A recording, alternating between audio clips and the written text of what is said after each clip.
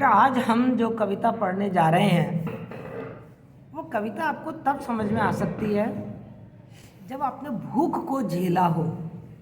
क्या कभी तुम्हारे घर में, भगवान ना करे कि ऐसी कंडीशन आए या आई हो, पर आप ये देखो, मैं उस वाली बात की तरफ बात करूंगी भी नहीं, पर ये बताओ, अपन एक दिन भी व्रत करते हैं और उस दिन अपन को खाना नहीं मिलता, अपनी क्या हालत हो जाती है बेटा।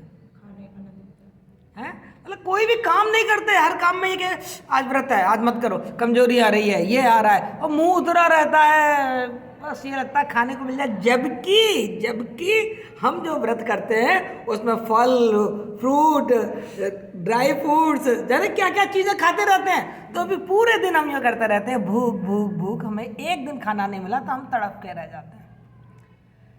बेटा अकाल के दिनों में लोगों के यहाँ हफ्तों खाना भी नहीं मिलता। और सिर्फ अकाल की बात ही नहीं कर रही मैं, हमारे भारत में बहुत बड़ी समस्या रही है भुखमरी। यूँ तो धीरे धीरे आज हम काफ़ी विकसित हो गए हैं, काफ़ी हमारे भारत की आर्थिक स्थिति सुधर गई है, कि आज भी यदि आप भारत के ग्रामीण इलाकों में चले जाओ, पिछड़े इलाकों में चले जाओ, तो आज भी हम लोगों को भूख से जूझता हुआ देखेंगे। मतलब जिंदगी में जैसे सिर्फ एक ही लड़ाई है, भूख से लड़ाई, कैसे भूख पर कंट्रोल करें। और मैं आपको एक बात बताऊं, ये भूख केवल अन्न की भूख नहीं है, आज हर इंसान भूख से लड़ रहा है। कोई पेट की भूख से लड़ रहा है, कोई अहंकार की भूख से लड़ रहा है, कोई पद की भूख से लड़ रहा है, पर हर इंसान की जो लड़ाई है वो भूख से ही है। और यहाँ पर जो नागार्जुन की हम कविता आज पढ़ने जा रहे हैं उसका नाम है अकाल और उसके बाद। शीर्षक है अकाल और उसके बाद, पर आप देखेंगे कविता में कहीं भी अकाल शब्द नहीं आया है। आप पहले कविता को पढ़िए, आपको मजा आ जाएगा कविता को पढ़ते हुए।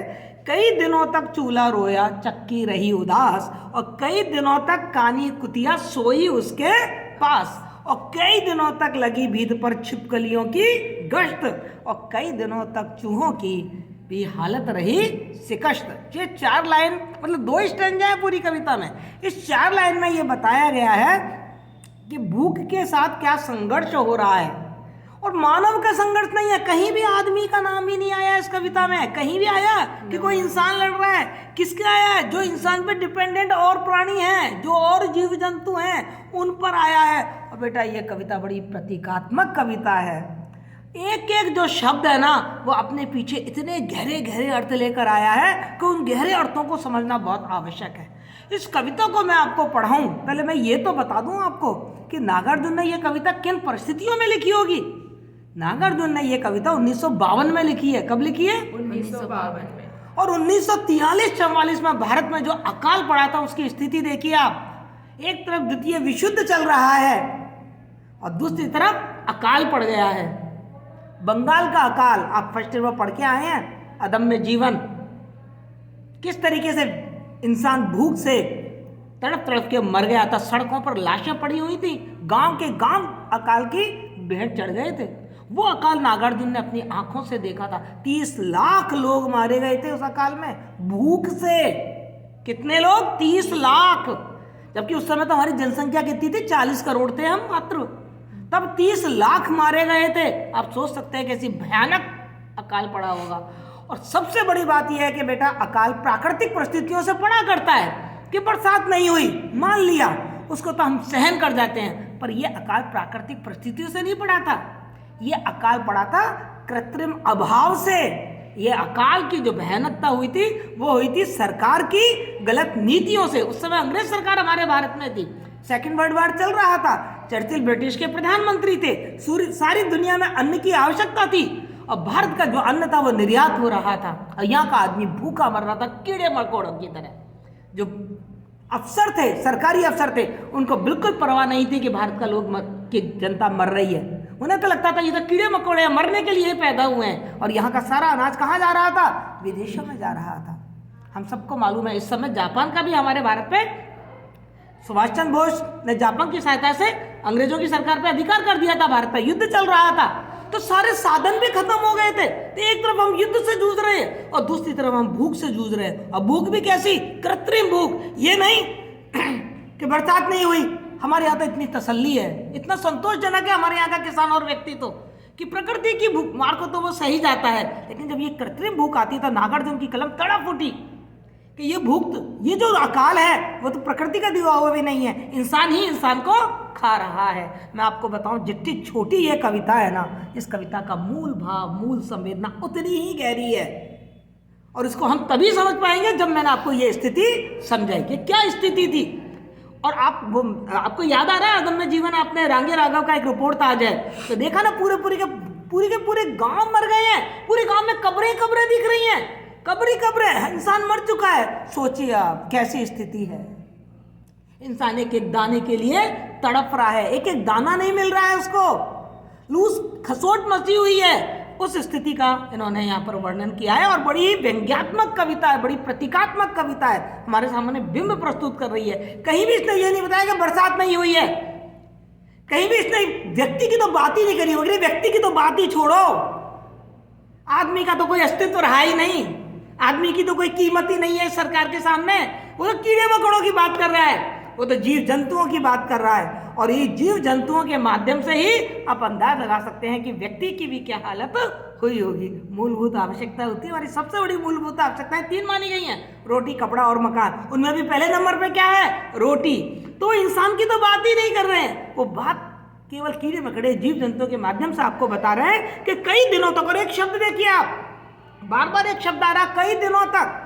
लेखक ने हर लाइन में कई दिनों तक शब्द का यूज किया है। ये कई दिनों तक शब्द का मतलब क्या है? न जाने हफ्ते बीत गए, न जाने महीने बीत गए, न जाने दिन बीत गए, लेकिन अभी तक कई दिनों तक चूल्हा रोया, चक्की रही उदास। चूल्हा रोया, मुहावरा है चूल्हा रोना, चूल्हा नहीं जलना, एक मुहावरा है चूल्हा नहीं जलना।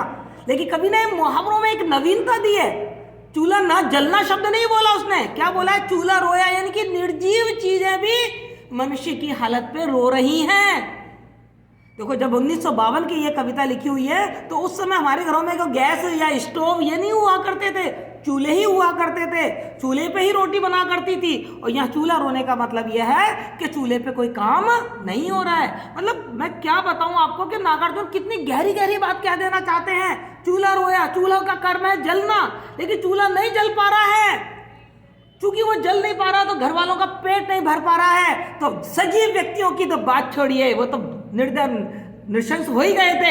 ये निर्जीव चूल्हा भी रो रहा है उनकी हालत पर, घर वालों की भुखमरी पर चूल्हा भी रो रहा है कि मैं जल नहीं पा रहा हूं। मैं जलूं कैसे? अन्न हो तो जले ना। अन्न पकाने के लिए तो मेरा उद्देश्य है। चूल्हे का उद्देश्य क्या है? घर में चूल्हा होने का उद्देश्य क्या है? कि उस पर अन्न पकेगा, रोटी बनेगी। लेकिन घर में अन्न नहीं है तो मेरा उद्देश्य ही खत्म हो गया, मेरा रहना ना रहना ही बेकार है। और अपनी व्यवस्था पर वो चूल्हा रो रहा है कि मेरे ऊपर अनाज नहीं पक रहा है, मेरे ऊपर रोटी नहीं पक रही है, घर वाले भूखे मर रहे हैं। आगे वो कह रहा है, चक्की रही उदास। सन 1952 में जब ये कविता लिखी है तो मैं आपको बताऊं, आज की तरह चक्कियां नहीं होती थी, आज की तरह आपके बाजार में आशीर्वाद आटा नहीं आता था।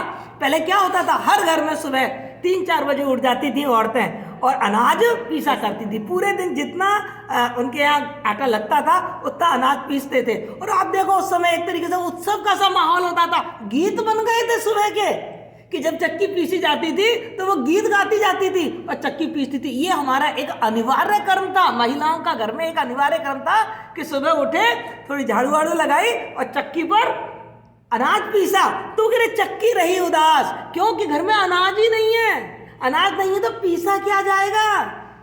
तो चक्की के पास जो रौनक रहती थी वो रौनक ही खत्म हो गई है। और वही बात, ये दोनों चीजें निर्जीव हैं लेकिन अपना उद्देश्य पूरा नहीं कर पा रही हैं। आप देखिए क्या कहना चाह रहे हैं कवि कि हमारे भारत में तो इंसानों की बात दूर, हमारे भारत में निर्जीव वस्तु है ना, वो भी अपने कर्म के प्रति कितनी सचेत हैं। पर जब हम उनका काम नहीं ले रहे, जब वो अपना काम नहीं कर पा रहे, जब उनके उद्देश्य पूरे नहीं हो रहे, तो वो भी उदास हो गए हैं। इतने कर्मशील है हमारे यहाँ की निर्जीव चीजें भी। और आप देख रहे हैं मानवीकरण कर दिया है, चूल्हों को रोते हुए दिखा दिया है, चक्की को उदास होते हुए दिखा दिया है। ये एक लाइन ही आपको समझा देती है कि घर में कितनी विवशता है, कितनी मजबूरी है और कितनी भुखमरी है। और वो भुखमरी भी कैसी है? कृत्रिम है। और ऐसी दारुण भुखमरी है, ऐसी करुण भुखमरी है, ऐसी हृदय स्पर्शी भुखमरी है कि इंसान तो बहुत दूर की बात है, जो निर्जीव वस्तु हैं वो भी रोध हो रही हैं, वो भी उदास हो गई हैं। तो बहुत दिनों के बाद चूल्हा रोया, और बहुत दिनों तक चूल्हा रोया, चक्की रही उदास। उसके बाद दूसरी लाइन देखिए, कई दिनों तक कानी कुतिया सोई उनके पास।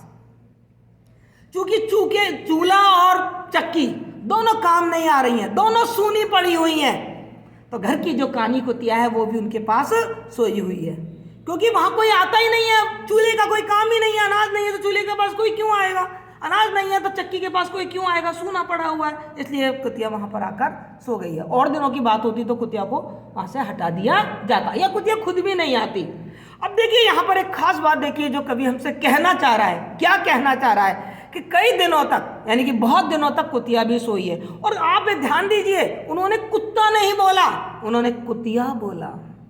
कुतिया स्त्री जाति का वाचक है, व्यवस्था का वाचक बताया है। पुरुष है तो वो तो घर से बाहर जाके कहीं ना कहीं जाके कुछ इंतजाम कर आएगा, लेकिन कुतिया स्त्री वाचक है, जो कि घर की चार दीवारें में ही रहती है। उसके पास कोई भी इलाज नहीं है सिवाय इसके कि वो सो जाए। भूख के मारे आते तड़प रही हैं, क्या करे, चुपचाप आके सो गई। अब पता नहीं उसकी आंखों में भी नींद है या नहीं, पर उसने आंखें बंद कर रखी है। एक कमजोर कुतिया, कमजोर परिवार की कमजोर कुतिया। एक तो उन्होंने कुतिया कहा, तो कुतिया का मतलब कमजोर, स्त्रीवाचक, और दूसरा उन्होंने कुतिया को कानी भी बता दिया। क्या नहीं है, जो कुतिया है वो कैसी है, एक आंख है उसकी, उसने बहुत संघर्ष किया है, और उस संघर्ष में उसने एक जो आंख है वो खो दी है। बेटा यहाँ कुतिया केवल कुतिया का प्रतीक नहीं है, यहाँ कुतिया प्रतीक है हमारे समाज में मानव जाति का, कि किस तरह मतलब कैसे संघर्ष किया उसने कि वो अपने शरीर को भी विकलांग कर चुकी है। तो कानी कुतिया है जो कमजोर है, जो विवश है, जो कहीं और नहीं जाना चाहती, पर उसकी वफादारी देखिए आप, वो कुतिया कहीं नहीं गई है। भूखी है, कमजोर है, आंखें नहीं खुल रही हैं, चल नहीं पा रही है, लेटी हुई है, कहाँ पर, चूल्हे और चक्की के पास आके लेट गई है। उसकी वफादारी देखिए, वो घर को छोड़कर नहीं गई है। उसी घर में जैसे घर वाले भूख से तड़प रहे हैं और परेशान होकर चुपचाप से भूख को सह रहे हैं, संघर्ष कर रहे हैं भूख से, उसी तरीके से कानी कुतिया भी चूल्हे और चक्की के पास ही लेटी हुई है, आंख बंद करके। कवि कह रहा है कि वो सोई हुई है, यानी कि निष्क्रिय हो गई है। वो क्या हो गई है, वो निष्क्रिय। सोना किसका प्रतीक है,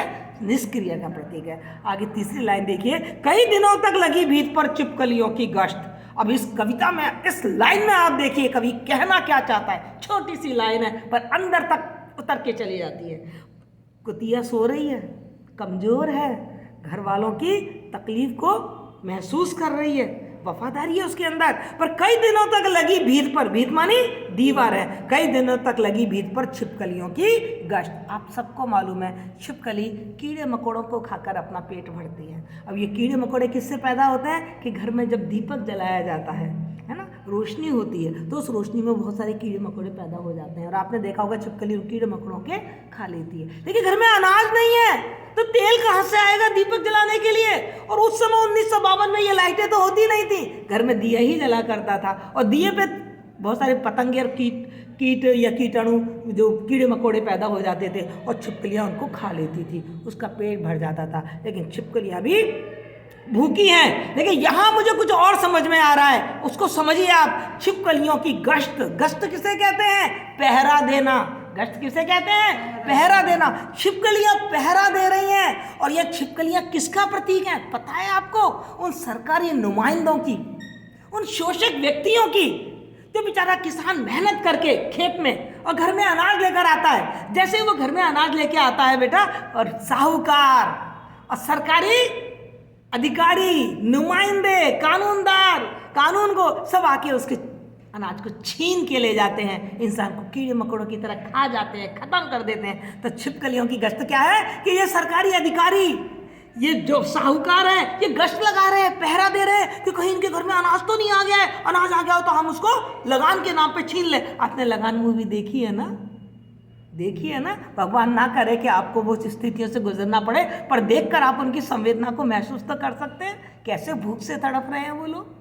तो कई दिनों तक लगी भीत पर छिपकलियों की गश्त। घर में तो छिपकलियों की गश्त लग रही है क्योंकि उनको कीड़े मकोड़े खाने को नहीं मिल रहे हैं। लेकिन कविता या जो कवि है वो हमारे सामने एक प्रतीक प्रस्तुत कर रहा है, एक व्यंजना प्रस्तुत कर रहा है कि चारों तरफ जो सरकारी नुमाइंदे हैं, जो पटवारी हैं, जो साहूकार हैं, जो जमींदार के लठैत हैं, वो गश्त लगा रहे हैं कि घर में कहीं दाने तो नहीं आ गए, दाने आ गए हो तो लूट ले जाए लगान के नाम पर। और यही होता था। आप प्रेमचंद की कहानी देखिए, मुझे याद नहीं आ रहा नाम पर, मैंने एक कहानी पढ़ी थी बहुत पहले जब मैं छोटी थी। लाल केला, एक किसान होता है, उसके घर में एक केले का पेड़ लगा हुआ है। बेटा वो केले के पेड़ को इतने प्यार से पालता है जैसे बच्चा पालते हैं। उसकी आशाएं लगी हुई हैं कि ये केला फल गया है, इस पर केले आ गए हैं, मेरे बच्चे केले खाएंगे। उसकी पत्नी, उसके बच्चे रोज उस केले के पेड़ को बड़ी हसरतों के साथ देखते हैं और तिल तिल केलों को बढ़ते हुए देखते हैं। उनके मन में इतनी आशाएं हैं कि जब ये केला बनेगा तो हम केले खाएंगे, मतलब कितनी खुशी है। और जैसे ही केला काटने का दिन आता है, जमींदार का आदमी आता है और केला काट के ले जाता है, घर वालों को एक भी केला नहीं मिलता। बेटा ये स्थिति हमारे भारत में किसानों ने जी है। तो वही चीज है यहाँ के कई दिनों तक लगी बीज पर छिपकलियों की गश्त। समझ में आया आपको? कितनी गहरी कविता है, छोटी छोटी लाइन है। आपको लग रहा होगा छोटी सी कविता है, खत्म हो जाएगी, लेकिन भाव बहुत गहरा है। और हमारे नागार्जुन ने तो बिहार के रहने वाले हैं, उनका खुद का जो जन्म है वो मधुबनी के सतलका गाँव में हुआ था। उन्होंने तो अपनी आंखों से भूख देखी है। आज भी आप बिहार, उड़ीसा में चले जाइए, बंगाल में चले जाइए, आज भी वहाँ आपको भयंकर गरीबी देखने को मिल जाएगी। तो नागार्जुन ने तो अपनी आंखों से उस अकाल को देखा था, तड़पते हुए आदमियों को देखा था, लोगों की चालाकियां देखी थी, लोगों की, कहना चाहिए कि मैं क्या बताऊं आपको, लोगों में जो अमानवीयता थी, उनकी जो पशुता थी, जो पाश्विकता थी, वो उन्होंने देखी थी। और चौथी लाइन में कह रहे हैं, कई दिनों तक चूहों की भी हालत रही शिकस्त। आप सबको मालूम है जो घर में अनाज होता है, कुछ होता है, तो सबसे ज़्यादा जो एक चूहा होता है वो चुपचाप से आके आपके सारे अनाज को खा जाता है, आपको मालूम भी नहीं पड़ता। जब अनाज नहीं मिलता तो कुतरता रहता है। चूहे की एक आदत होती है, चुपचाप से अंदर ही अंदर कुतरता रहता है, लोगों को मालूम भी नहीं पड़ता। तो कोई जमींदार आता है सामने मालूम पड़ता है, पर कुछ ऐसे हैं जो अंदर ही अंदर आपको कुतरते रहते हैं, आपको नुकसान पहुंचाते रहते हैं, लेकिन दुनिया को मालूम भी नहीं पड़ता और वो खुद मस्त रहते हैं। आपने देखा होगा चूहे बड़े मोटे ताजी रहते हैं क्योंकि घर का अनाज खाते रहते हैं। ये चूहा यहाँ किसका प्रतीक है? हमारे समाज के उस शोषक वर्ग का प्रतीक है जो अंदर ही अंदर किसानों को खा रहा है, जो अंदर ही अंदर किसानों का शोषण कर रहा है। और कह रहे कई दिनों तक चूहों की भी हालत रही शिकस्त। ऐसे चूहे घर, देखो दो अर्थ निकल रहे हैं इसके। एक तो जो घर के चूहे हैं वो भी हार गए हैं, क्योंकि उनके घर में अनाज नहीं मिल रहा है। खोज रहे हैं वो घर में अनाज, पर उनको अनाज नहीं मिल रहा, कोई भी चीज उनको खाने को मिल ही नहीं रही है, तो वो भी दौड़ धूप करके हार गए हैं। शिकस्त का मतलब क्या होता है? हारना। हार गए हैं। पर मुझे यहाँ पर जो अर्थ निकल के आ रहा है अंदर से, जो नागार्जुन हमसे कहना चाहते हैं, वो ये कहना चाहते हैं कि जो समाज के चूहे हैं ना, जो अंदर ही अंदर किसानों का शोषण कर रहे हैं, वो भी हार गए हैं। क्योंकि वो भूखे नंगे किसान के पास आके क्या लेके जाएंगे? वो आते हैं किसान को लूटने के लिए, किसान से का शोषण करने के लिए, पर किसान के पास कुछ है ही नहीं। बेटा आप लोगों ने सुमित्रा नंदन पंत की एक कविता और पढ़ी होगी, वे आंखें। उसमें उन्होंने किसान की दीनता बताई है कि उनकी आंखों में क्या दीनता है। जो कारकुन आते हैं, कारकुनों की लाठी से उसका बेटा मारा गया है, उसकी छोटी बेटी मर गई है क्योंकि घर में पैसा नहीं है, उसकी बीवी मर गई है, उसकी बहू को कोतवाल ने जबरदस्ती पकड़वा के बुला लिया है, उसकी बेइज्जती की है, तो उसने भी आत्महत्या कर ली है। ये किसान का शोषण है। ये है वो चूहे जो अंदर ही अंदर किसान को चूसते रहते हैं। तो वो चूहे भी क्या हो गए हैं? शिकस्त हो गए हैं, वो भी हार गए हैं, क्योंकि अब उनके पास कुछ है ही नहीं है। आगे देखिए, ये तो है एक दृश्य। अब दूसरा दृश्य वो बता रहे हैं जब घर में अनाज के दाने आ गए। यहाँ तो घर में अनाज के दाने नहीं थे, तो निराशा की बात बताई है, संघर्ष की बात बताई है। लेकिन नागार्जुन दूसरा स्टैंजा लिख के साथ ही साथ ये बताते हैं, समय परिवर्तनशील है, आशा रखिए दुख के दिन भी खत्म हो जाएंगे। हमेशा नहीं रहते दुख के दिन, दुख के दिन के बाद सुख के दिन भी आते हैं। जैसे रात के बाद दिन आती है, ऐसे ही दुख के बाद सुख आता है। अकाल पड़ा है, लेकिन इंसान चुपचाप तो नहीं बैठा है, निष्क्रिय तो नहीं बैठा, कुछ ना कुछ कर ही रहा है, कुछ ना कुछ कर्म कर रहा है। और जब कर्म कर रहा है तो क्या हुआ कि दाने आए घर के अंदर कई दिनों के बाद, बहुत दिनों के बाद घर में आज क्या आ गए हैं? दाने। और देखिए कवि ने अनाज शब्द काम में नहीं लिया है, कवि ने क्या शब्द काम में लिया? दाने। यानी कि जो अनाज आया वो बहुत ही कम मात्रा में है, मुट्ठी भर अनाज है, बहुत कम अनाज है, लेकिन उसको भी देख के इंसान खुश हो गया है, क्योंकि अब तो कहते something is better than nothing. तो दाने आए घर में, घर के अंदर कई दिनों के बाद, अब बहुत दिनों के बाद घर में दाने आए हैं। दाने आए हैं, केवल थोड़ा सा अनाज आया है, भरपूर अनाज अभी भी नहीं है। और धुआं उठा आंगन से ऊपर कई दिनों के बाद। प्रतीक में बात कर रहा है कवि हमेशा। दाने आ गए यानी कि घर में थोड़ा सा अनाज आ गया। जब अनाज आ गया तो घर में थोड़ा आशा का संचार हुआ। सब अपने अपने कर्म में लग गए। चूल्हा भी अपने कर्म में लगा, चूल्हा भी जला, तभी तो धुआं उठा। कभी ने यहाँ नहीं कहा कि चूल्हा जल गया है। क्या कह रहा है कभी कि आंगन के ऊपर धुआं उठा। अब धुआं कब उठेगा? जब घर में चूल्हा जलेगा तभी तो धुआं उठेगा। इसका मतलब क्या है कि घर में अब चूल्हा जला है, यानी कि अनाज आया है, उसको पकाया जा रहा। बहुत दिनों के बाद घर में धुआं उठता दिखाई दिया, घर से धुआं उठता दिखाई दिया, यानी कि ये एहसास हुआ कि घर में अब अनाज आ गया है, भूख का समाधान मिल गया है। और चमक उठी घर भर की आंखें कई दिनों के बाद। घर भर की, यहाँ पे इन्होंने इंसान का नाम अभी भी नहीं लिया है। देखो हमारी भारतीय संस्कृति में कुत्ता भी हमारे घर का ही एक अंग है, गाय को पालते हैं तो वो भी हमारे घर का ही एक अंग है, पशु पक्षी को पालते हैं तो वो भी हमारे घर का ही एक अंग है। हम तो देखो चींटियों को भी खिलाते हैं यार, उसे वो भी हमारे परिवार का ही एक अंग है। तो वो कह रहे हैं कि चमक उठी घर भर की आंखें बहुत दिनों के बाद। मतलब घर के जो इंसान है उनकी आंख, वो तो चमक उठने का मतलब क्या है? खुशी हो गई, सब जब खुश हो गए, उनकी आंखों में आशाएं चमकने लगी। पहले निराशा का वर्णन था, अब आशा की बात है। वो कह रहे सबके मन में एक आशा जगी कि आज अनाज आ गया है, चूल्हा जला है, कुछ कुछ खाने को मिलेगा। और घर भर की आंखें चमकी है। ये नहीं है कि इंसान खा के चुप रह जाएगा, शायद कुतिया को भी कुछ मिलेगा, क्या कहते हैं, चूहों को भी कुछ खाने को मिलेगा। तो चमक उठी घर भर की आंखें कई दिनों के बाद, और कोए ने खुजलाई पाखें कई दिनों के बाद। जो कौवा है उसने भी अपनी पंखें खुजाना शुरू कर दिया है, क्योंकि उसको लग रहा है कि अब भी मुझे कुछ खाने को मिलेगा। बेटा ये जो लास्ट की पंक्ति है ना, वो हमारी जो चालाकी है, जो हमारी धूर्तता है, उस पर संकेत कर रही है। ये कौवा पहली 4 लाइनों में कहीं नहीं था। पहली 4 लाइन में चूल्हा था, चौका था, कुतिया थी। अब आ गया, बुरे दिन थे, तब उसने हमारा साथ नहीं निभाया, तब वो घर में नहीं था। लेकिन जैसे ही उसको लगा, उसने देखा धुआं उठ रहा है, यानी कि घर में अनाज आ गया है। कितना मौका परस्त होता है ये कौवा।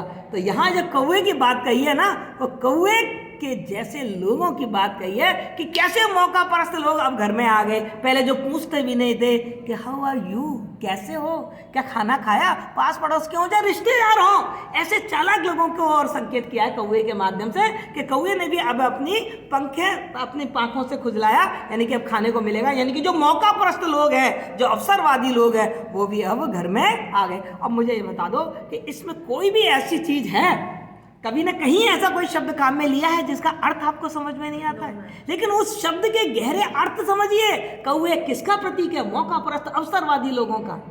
छिपकलियां किसका प्रतीक है? ऐसे कानूनदार, ऐसे सरकारी नुमाइंदे, ऐसे जो साहूकार के लोग हैं, उनका प्रतीक है। ये चूहे किसका प्रतीक है? जो किसानों का शोषण कर रहे हैं। और आप बताइए कि ये सजीव लोग तो किस तरीके से उनका शोषण कर रहे हैं, निर्जीव लोग कैसे उनका साथ बढ़ाए हुए हैं। और कुतिया कानी है, विवश है, उसके पास कहीं और जाने के लिए जगह ही नहीं है, इसलिए वो इन्हीं के पास सोई है। और वैसे भी हम जानते हैं कुत्ता वफादारी का प्रतीक होता है। तो कवि ने बिना कहीं किसी आदमी का नाम लिए हुए, बिना किसी इंसान की बात किए हुए, और जीव जंतुओं के माध्यम से, पशु पक्षियों के माध्यम से जो अकाल की जो भीषणता है वो हमारे सामने रख दी है। और इस कविता को पढ़ के साफ साफ लग रहा है कि अकाल की बात नहीं, बात की गई है भुखमरी की। केवल शीर्षक में हमको अकाल दिखाई दे रहा है। अब अकाल का मतलब सिर्फ यही नहीं है कि हमारे बरसात नहीं हुई और सूखा पड़ गया। अकाल का मतलब है अभाव। अकाल का मतलब क्या है? अभाव। और अभाव भी किसका? अरे यार, गाड़ी और मोबाइल या कपड़ों का या गहनों का अभाव नहीं है, या तो दानों का अभाव है, अनाज का अभाव है। तो यहाँ जो अकाल शब्द है ना, वो भी वो सूखा नहीं है, वो ड्रॉट नहीं है जो बिना वर्षा के हमारे यहाँ पड़ जाता है। ये अकाल कैसा है? अभाव। और ये अभाव किनके द्वारा लाया हुआ है? जो समाज के शोषक हैं, जो सरकारी अधिकारी, मतलब सब लोगों ने उस समय कहा था कि इस समय जो 43-44वां भारत में जो अकाल पड़ रहा है, वो भारत के जो ब्रिटेन के प्रधानमंत्री हैं चर्चिल, सब उसकी करतूत है। क्योंकि वो यहाँ से सारा अनाज कहाँ ले गए? अपने सैनिकों के लिए ले गए। और उन्होंने क्या किया, यहाँ का जो अनाज था वो एक तो निर्यात कर दिया, और जो थोड़ा बहुत अनाज था उसकी भी जमाखोरी कर ली कि हम तो अपने सैनिकों को और अपने अधिकारियों को ही खिलाएंगे, और अंग्रेजों के यहाँ तो गुलछर्रे उड़ाए जा रहे हैं और हमारा आदमी भूखा मर रहा है। तो उस वाली स्थिति को देखते हुए कवि ने ये कविता लिखी है कि अकाल और उसके बाद के आम आदमी की जिंदगी कितनी दुरूह बन गई है। बेटे, जब हम इसकी काव्यगत विशेषता की बात करेंगे तो हम कहेंगे जो भाषा है वो एक तद्भव शब्द है। इसमें तत्सम शब्द इसमें आपको कहीं नहीं दिखाई दे रहे, तद्भव शब्द है। है ना। और साथ में जैसे गश्त है, शिकस्त है, ये आप देख रहे हैं उर्दू शब्दावली का भी प्रयोग उन्होंने किया है, जो उस समय बहुप्रचलित भाषा थी। उसके बाद भाषा में हम देख रहे हैं सहजता है, सरलता है और प्रवाह है। कविता एक लय के साथ जैसे नदी बहती है ना, ऐसे बहती चली जा रही है। मुक्त छंद है, व्यंग्यात्मकता है, प्रतीकात्मकता है, बिंब हमारे सामने बन जाता है। चूल्हा रोया, हमारे आंखों के सामने एक बिंब हो गया कि चूल्हा जल नहीं रहा है, कानी कुतिया पास में सोई हुई है, चुपके लिया कैसे गश्त लगा रही हैं। तो ये सारे बिंब हमारे आंखों के सामने आती है। बिंबात्मक शैली है, प्रतीकात्मकता है और मुक्त छंद है। और साथ ही यदि हम देखें तो अब बताओ कई दिनों तक, कई दिनों तक, कई दिनों तक कौन सा अलंकार है? पुनरुक्ति प्रकाश अलंकार है। अब अगर चक्की रही उदास सोई उसके पास, क्या हो गया? अंत्यानुप्रास अलंकार है। तो इस तरीके, लेकिन अलंकारों का कहीं ऐसा जबरदस्ती ठूसा नहीं गया है, जो स्वाभाविक रूप से आया है वही अलंकार आए। तो मैं आपको काव्यगत विशेषता बताई और साथ में मैंने इस कविता की व्याख्या बताकर उसके अंदर जो छुपी हुई भावना है, जो नागार्जुन का मंतव्य है, जिस उद्देश्य से नागार्जुन ने ये कविता लिखी है कि कहीं जाके लोगों के दिल में लगे कि हम क्यों लोगों को कृत्रिम अकाल से तड़पा रहे हैं, क्यों उनको भूख से तड़पा रहे हैं। भूख का समाधान निकलना चाहिए। यार इंसान ने जन्म लिया है तो कम से कम उसको खाने के लिए 2 रोटी तो मिले, पहनने को कपड़ा ना मिले, सर पे छत ना हो, कम से कम खाने को 2 रोटी तो मिले कम से कम। इस समस्या को उन्होंने अब इस कविता के सामने रखा है कि यह समस्या समाप्त होनी चाहिए, भूखमरी। क्योंकि इंसान की सबसे बड़ी दुश्मन कौन होती है? भूख। बेटा कोई चोर, कोई बदमाश, कोई डकैत नहीं होता, उसकी भूख उसको चोर, डकैत, बदमाश बना देती है। तो यदि भूख समाप्त हो जाए तो शायद समाज की बहुत सारी समस्याएं भी समाप्त हो जाएंगी। तो नागार्जुन ने इस कविता के माध्यम से भूख की समस्या ही हमारे सामने रखी है। ओके। और मानवीय संवेदनाएं,